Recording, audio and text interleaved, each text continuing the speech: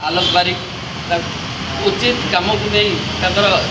पदवी आकार आम करागला समस्त आलोचन ये हूँ बरदाण सेवा हूँ श्री जगन्नाथ को समर्पित सेवा बरदाण सेवा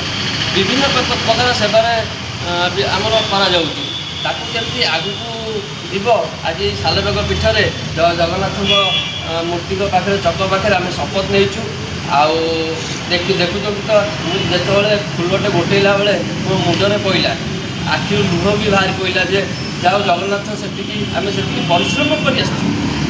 आज 8-10 वर्ष परिश्रम कर निस्वार्थपर भाव आज देखो कांद पड़ी जाऊँगी जगन्नाथ पाखे खाई अच्छु जगन्नाथ से आशीर्वाद अच्छी आम उपर जे जहाँ आम कि आज लोकर सहयोग सपोर्ट सब मिलूँ आमती लोक भल पाइबा थाऊ आमती आम कर्म कर